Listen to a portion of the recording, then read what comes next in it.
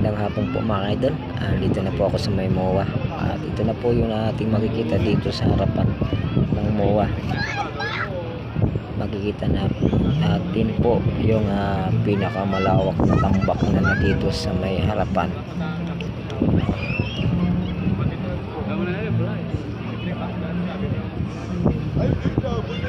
At ayan po yung kanilang mga equipment na ginagamit sa mga pagtatambak na yan.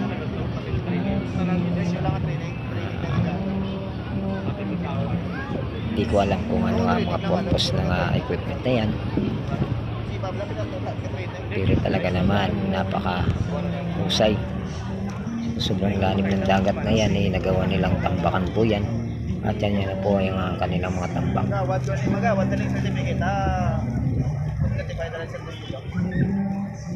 Dami na po mga equipment dyan na mobile crane.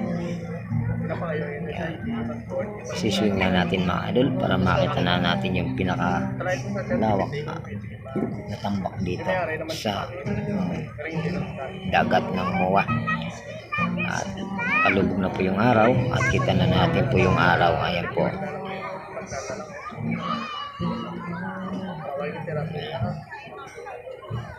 Isiswing natin dahan-dahan mga idol para hindi na siya masyadong magalaw. Sinom ko po yan para makita natin hanggang doon sa may dulo na yun.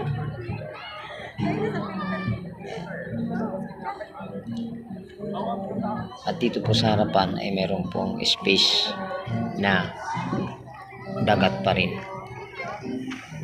dahil yan po ay para doon sa yate, pier ng yate na dadaan pa rin dito sa harapan na yan. Kaya hindi na nila pwedeng tambakan yan. At doon po sa may bandang unahan meron po na tulay na po doon. Ibig sabihin hindi po magkarugtong yung lupa ron, at dahil may tulay po, hindi natin alam kung ano yung mga purpose nila doon, at yun po ang kanilang mga disenyo. Ibig sabihin meron pong lagusan pa ng tubig papunta doon sa may gitna ng tambak na yan, at hindi na po barko ang makakapasok kundi yung mga bangka. Pwede pong pumasok pa rin po yung mga bangka doon na pwede nilang pagkakitaan. Pwedeng may bayad po yung bangka para umikot-ikot dun sa loob ng area yung napagtatambakan.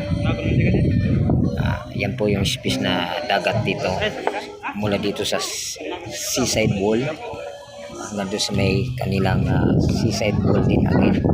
Kung titingnan po natin, maganda na po yung kanyang gilid yan, kumbaga naka-reflect na po yan para mga dinisenyo yung mga bato-bato yan, pinagtabi-tabi para hindi na po siya titipag hanggang sa may dulo na yon. At hindi pa natin alam kung yan po ay sasakopin po yung tahungan doon, kasi meron po siyang malaking tahungan doon na hindi pa siya inaabot.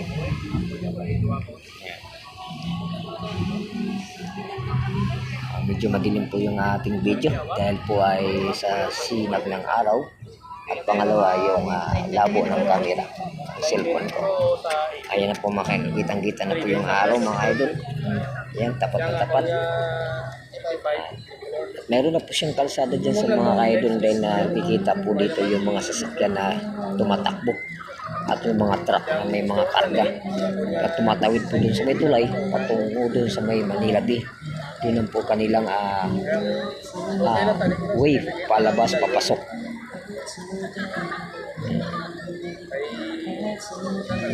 Talaga naman walang posible sa mga kagustuhan ng tao. Kung talaga gusto nila, gagawin nila. At tatagal mga idol, yan po ay ating mapapasyalan na kapag yan po ay tapos na. At magkakaroon din po dyan mga idol ng mga iba't ibang klase ng building dyan, mataas man o mababa. At mga gym, may gym dyan, si Pacman ang gagawin dyan, sport center yan. Sige po mga idol, hanggang dito na ang aking konting video. Thank you for watching. At dun sa may dulo na yun, hindi na natin po malalapitan kasi malayo.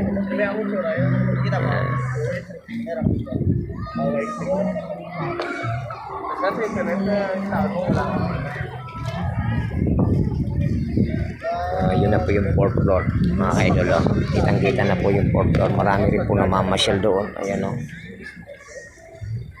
Hindi kasi kinumpay sa ako sa kumpanya ko sa Pasay. Nakalis na na. Kumulo, tagliglas.